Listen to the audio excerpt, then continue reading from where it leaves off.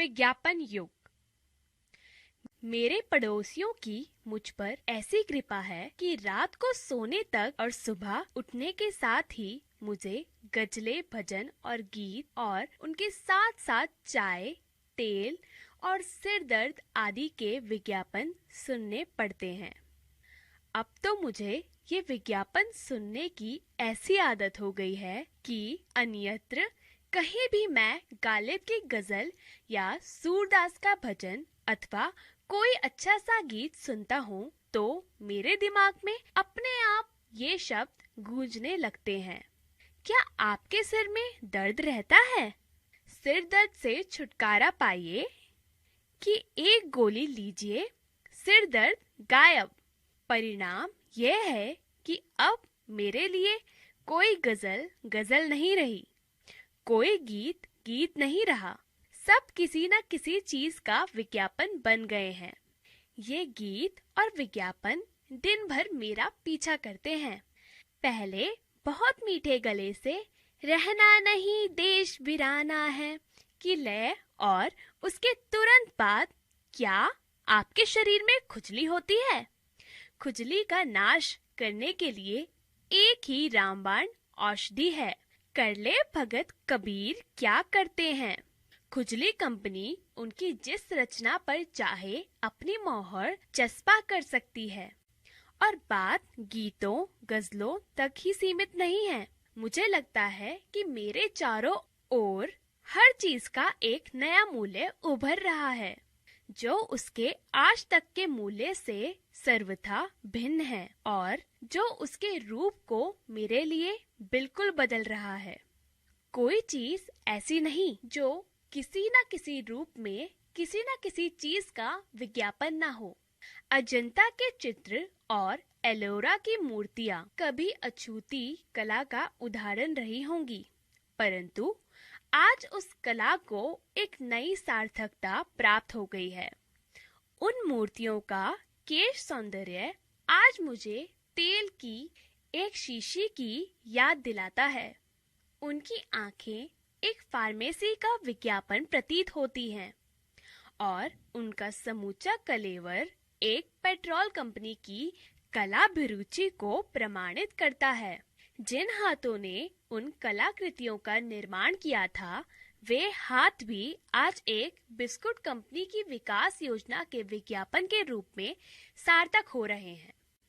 देश के कोने कोने में बिखरे हुए जितने मंदिर हैं, जितने पुराने किले और खंडहर हैं, जितने स्तंभ और स्मारक हैं, वे सब इसीलिए हैं कि लोगों में यातायात की रुचि जागृत हो, पर्यटन व्यवसाय को प्रोत्साहन मिले, लोग विदेश से आकर उनकी तस्वीरें लें।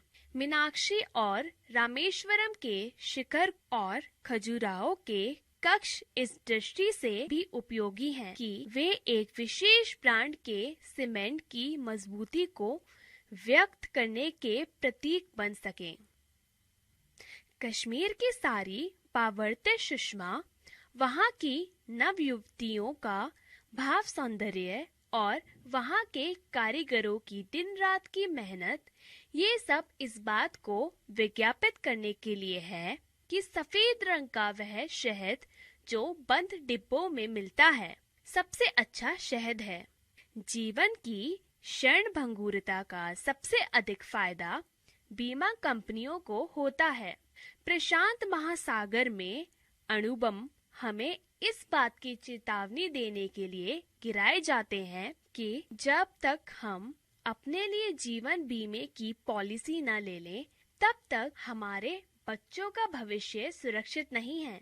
वहीं भारत और पाकिस्तान में कश्मीर के लिए लड़ाई सिर्फ इसलिए होती है कि वहाँ के सेबों का मुरब्बा बहुत अच्छा होता है, जिसे सिर्फ एक ही कंपनी तैयार करती है। विधाता ने इतनी बारीकबीनी से यह जो धरती बनाई है और मनुष्य ने विज्ञान के आश्रय से उसमें जो 4 चांद लगाए हैं, वे इसलिए कि विज्ञापन कला के लिए उपयुक्त भूमि प्रस्तुत की जा सके। उत्तरी ध्रुव से दक्षिणी ध्रुव तक कोई कोना ऐसा न बचा होगा जिसका किसी न किसी चीज के विज्ञापन के लिए उपयोग ना किया जा रहा हो। हर चीज हर जगह अपने अलावा किसी भी चीज और किसी भी जगह का विज्ञापन हो सकती है। गेहूं की फसल कपड़े की एक मिल का विज्ञापन है, क्योंकि नई फसल से प्राप्त हुए नए धन का एक ही उपयोग है कि उससे कपड़ा खरीदा जाए। कपड़े की मिल डबल रोटी की बेकरी का विज्ञापन है, क्योंकि मिल में काम करने वाले तभी काम पर जा सकते हैं जब वे डबल रोटी खा चुके हों। और बेकरी वाटरप्रूफ जूतों का विज्ञापन है, क्योंकि जब तक वाटरप्रूफ जूते ना होंगे तब तक बारिश में इंसान डबल रोटी जैसी साधारण चीज भी प्राप्त नहीं कर सकता। बहुत सी चीजें एक दूसरे का विज्ञापन है। फूल इत्र की शीशी का विज्ञापन है, इत्र की शीशी फूलों का विज्ञापन है। पत्र लेखक का विज्ञापन है, लेखक पत्र का विज्ञापन है। सौंदर्य श्रृंगार प्रसाधनों का विज्ञापन है और श्रृंगार प्रसाधन सौंदर्य का विज्ञापन है। मतलब यह है कि जहाँ जाएं, जिधर जाएं, जहाँ रहें, जैसे रहें, इन विज्ञापनों की लपेट से नहीं बच सकते। घर में बंद होकर बैठ जाएं तो विज्ञापन रोशनदानों के रास्ते हवा में तैरते आते हैं। क्या आज आपने दांत साफ किए हैं? सवेरे उठते ही सबसे पहले क्लोरोफिल वाले टूथपेस्ट से दांत साफ कीजिए। याद रखिए, दांतों को रोगों से बचाने के लिए यही एक साधन है।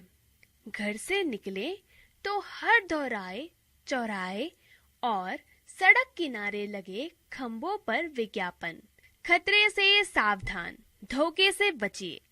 इसके पढ़ने से बहुतों का भला होगा। अखबार उठाएं तो विज्ञापन, पुस्तक उठाएं तो विज्ञापन, बस में बैठे विज्ञापन। क्या आपका दिल कमजोर है? क्या आपका जिस्म टूटता रहता है? क्या आपके सिर के बाल झड़ रहे हैं? क्या आपके घर में झगड़ा रहता है? गोया कि आपकी व्यक्तिगत जिंदगी बिल्कुल व्यक्तिगत नहीं है, उसे केवल इन विज्ञापन दाताओं के परामर्श से ही जिया जा सकता है। विज्ञापन कला जिस तेजी से उन्नति कर रही है, उससे मुझे भविष्य के लिए और भी अंदेशा है। लगता है ऐसा युग आने वाला है जब शिक्षा, विज्ञान, संस्कृति और साहित्य, इनका केवल विज्ञापन कला के लिए ही उपयोग रह जाएगा।